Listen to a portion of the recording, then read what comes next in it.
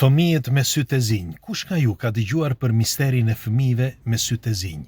Disa thonë mos u hapni derën, disa thonë shiko se ata kërkojnë lëmosh në për qendra urbane, të tjerë thonë bëjnë autostop në për rrugë.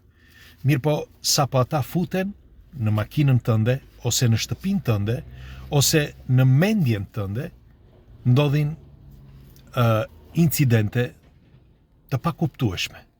E di që për dikë këto ndoshta duken fantazi, por ndiqeni me vëmendje sepse disa prej jush më kanë shkruar për sa i përket këtij argumenti, e njihja këtë si argument, por sot do t'ju tregoj disa gjëra që nuk i lexova deri tani, askush nuk i kishte thënë dhe që lidhen fort me disa shkrime antike, madje edhe me disa gojdhëna të moshuarve. Si gjithmonë kush është rastisht dhe nuk e ka bërë, le t'i bëj like faqes që të shihemi sërish dhe ju falenderoj që jemi për bashkë. Para disa viteve, në Texas ka ndodhur një fakt i dokumentuar. I dokumentuar pse? Sepse një zotëri, një polic, nuk ishte në shërbim atë natë, jo atë ditë, dhe në shtëpinë e tij u prezantuan disa fëmijë. Këta fëmijë, sepse thuhet që këta kanë komplet sy të zinj, shumë komplet të zinj, pra nuk ka të bardh syri, por është komplet i zi. Dhe për më tepër, ndiqeni edhe pse duken si thashe theme, ne thjesht diskutojmë çdo argument këtu. Dhe si përfundim, ky zotëria, ky polici, thotë që këta flet vetëm njëri, nuk flasin të gjithë bashkë. Pra këta fëmijët, kur shfaqen diku. Dhe shkuan tek shtëpia e këtij policit, i ran derës, fëmijët e tij po flinin gjumë, pra të policit, edhe gruaja flinte gjumë, ai tha kush e di kush është natën. Herën e dytë dera ra më fort. Dhe doli zotëria, pra polici, dhe pa 4 fëmijë. Dhe njëri nga këta i tha, kemi humbur, mund të futemi në shtëpinë tënde? Polici, duke qenë ekspert në këto fakte, pra në këto kur humbin fëmijë, kur humbasin fëmijë, ai e kuptoi me një që kishte diçka që nuk shkonte, sepse fëmijët nuk thonë kam humbur të futem në shtëpinë tënde, kurrë nuk e thonë. Fëmijët ndoshta thonë mund të më ndihmoni të lutem sepse kam humbur, ose mund të më çosh tek nëna, tek babai. Zakonisht pra, kjo është çfarë thon fëmijët, kurse ata fëmijë nuk thanë këtë. Fëmijët thanë mund të futemi brenda. Dhe ky i tha, atëherë tha po bëjmë një gjë, tha, se e kuptoj. Po marr telefonin, tha, dhe tu telefonojnë prindërve. Jo, ne duam të futemi brenda, i tha njëri nga këta, pra ai që fliste, dhe ngriti kokën. Kur ngriti kokën, i pa syt komplet të zinj. Kjo është depozita e dëshmisë që ka bërë ky zotëria. Pra e bëri në polici. Kjo nuk është fantazi, ndoshta ai thot, sepse e thot edhe në dokument, ndoshta unë pash një halucinacion, ndoshta ata fëmijë ishin për të tallur, kishin vënë diçka në sy dhe bën këtë gjë dhe ndoshta dikush rrinte pas tyre, por unë nuk e pash. Unë po ju them atë çka pash, thot polici. Tani gjëja më e çuditshme ishte që polici hyri brenda në shtëpi dhe tha prisni, tha se po marr telefonin. Ata u acarruan dhe ky vazhdonte që thoshte prisni po marr telefonin. Në fakt polici nuk mori telefonin, por shkoi dhe mori armën. Sepse kuptoi që pas tyre kishte diçka, pas këtyre fëmijëve. Kur doli, nuk kishte askush. Nuk kishte më. Ishin ikur. Dhe ku e dinte ky polici? Thot polici, ku e dinin këta që unë shkova dhe mora armën? Dhe pa dyshim, thot polici, mund të kishte dikë që rrinte pas tyre. Megjithatë, kjo është dëshmia e depozituar nga polici, por dëgjoni këtë tjetrën. Thash do t'ju them vetëm 2 histori sepse këto janë ato më të fortat, pastaj ka me qindra të tjera, është e vërtet kjo që ka me qindra, dhe në fund do t'ju them pastaj se çfarë mendimi kam unë. Ishte viti 2022, një djalë nga Milano, djalë i zgjuar me universitet, punonte në një zyrë të Milanos. dhe shkon të merrte metropolitanën, metron e mëngjesit. Dhe shikon disa fëmijë që lypnin, 4 fëmijë. Po lypnin dhe ishin veshur keq. Dhe i afrohen këtij dhe i thon, sepse kur afrohen, i afrohen njërit dhe të tjerë nuk ka në atë moment. Ishte në fakt, ishte mëngjes dhe s'kishte shumë njerëz. Dhe i afrohen, thon këtij djalit, na jep disa lëmosh, na jep 1 euro, nuk e di sa i than, 1 euro apo 2 euro. Dhe ky futi duart në përxhepa, tha, ku shkoni kështu, tha me vete, dhe u tha atyre gjoja, kur njeriu flet me vete, po ku shkoni kështu mor, tha, sepse ishin veshur keq dhe bënte pak ftohtë. Dhe i thot, thot, nuk kam tolla, nuk kam, me fjalë, kishte vetëm nga 1 dhe 2 qindarka, dhe i nxori ato dhe i vinte zor që t'ja jepte këto 1 apo 2 qindarka. Dhe ata e pan dhe i than që s'kishte, dhe i than, shiko, na jep më shumë para, na jep para, sepse ata kërkojnë vetëm monedha, me një fjalë, jo para të stamposur në fjalë kartë monedha, por monedha prej metali. Nuk dihet se përse, po kërkojnë vetëm monedha për metali. Dhe kështu i tha, shkoj, tha, dhe thyej që të na japësh shumë monedha për metali. Kjo gjë ishte pak e çuditshme për këtë. Dhe tha, çfarë thuaj, tha? Unë tha, nuk ka monedha, tha i, kaq. Dhe nuk u acarrua djali, por fëmia, kur ngriti kokën, djali pa që ai kishte sytë e zinj. Të tjerët nuk e ngritën kokën, dhe pas 2 hapash, 3 hapash që u shkëput ky djali, pra ky zotëria që po flasim, u shkëput për t'i ikur, njëri nga ata i tha, ku do shkosh, i tha.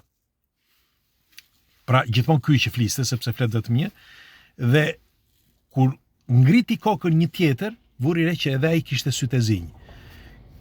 E u drithrua, kishte shumë frikë. Në fakt, në këto momente, si thon dhe disa shkrime, nuk duhet të kesh frikë, por duhet të largohesh, nuk mund t'i luftosh dot, pra as fizikisht, as psikologjikisht, si shtuhet, por mjaft që t'ikësh dhe kaq, t'i injorosh.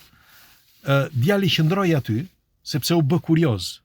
U bë kurioz për momentin që po i shikonte sytë e atyre që ishin komplet të zinj. Dhe njëri nga këta, ai që fliste, i tha, mund të futem në trurin tënd? Kjo është e vërtet në mesazhin që ai ka dërguar, ky zotëria, do t'ja them se si. Dhe në momentin që ky donte të ikte, nuk mundej të ikte dot. Dhe ata që të 4 bashk i kërkuan që të futej në mendjen e këtij djalit.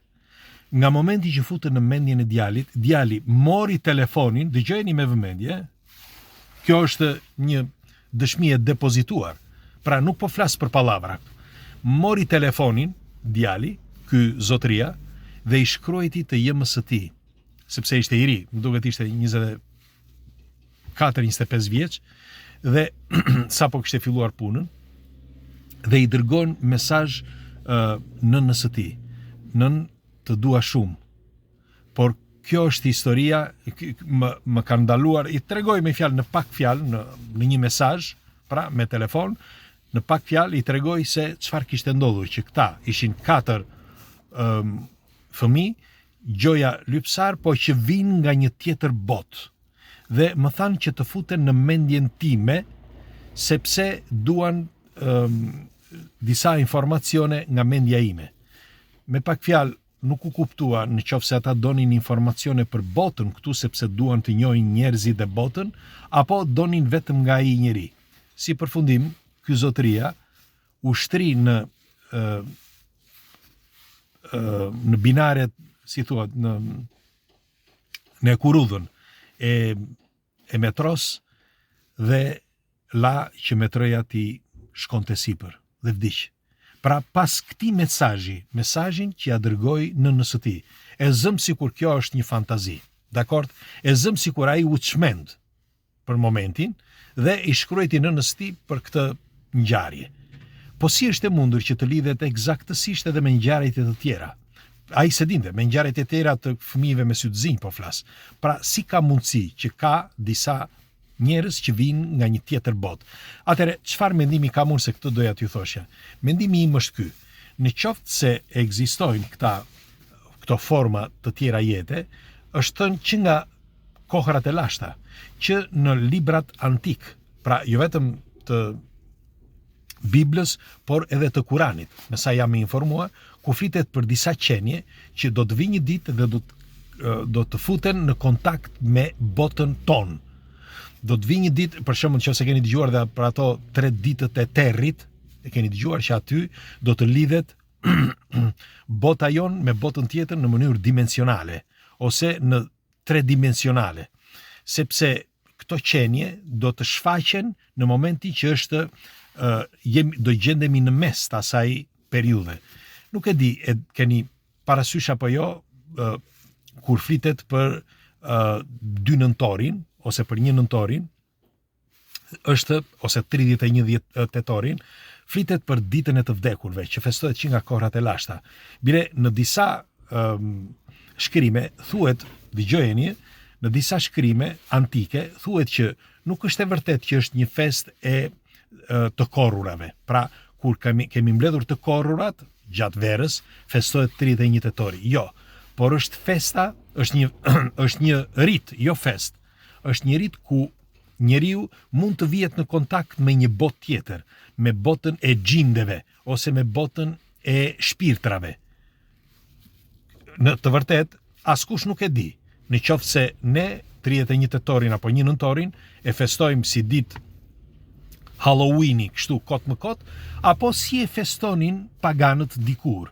Pra e festonin pikërisht pra duke u lidhur me një botë tjetër, sepse në botën e spiritizmit ose të shpirtrave lidhen me një botë tjetër. Në fakt, në vendet latine ku janë ende në funksion shamanët lidhen me këtë botë pikërisht në atë kohë, pra në datën 1 nëntor, sepse tregohet që është momenti ku lidhen me një botë tjetër.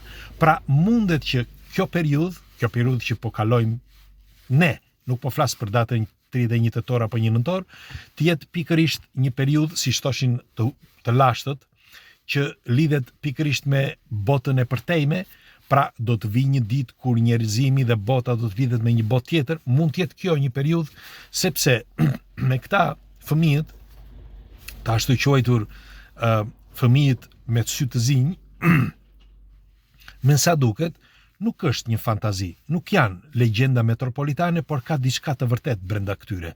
Ne zakonisht njohim shumë pak të botës që na rrethon, dhe ne zakonisht i kërkojmë një përgjigje logjike të gjitha gjërave që na ndodhin. Por pas një legjende ka gjithmonë një të vërtetë. Dhe tjetra, ne duhet të bindemi që pothuaj 80% e botës që atje jashtë, ne nuk e njohim. Ne njohim vetëm atë që ne perceptojmë. Po kush tha që ajo që ne nuk perceptojmë nuk është e vërtet? Ajo ekziston. Është si ajri që ne thithim, pra si shpirti që ne kemi.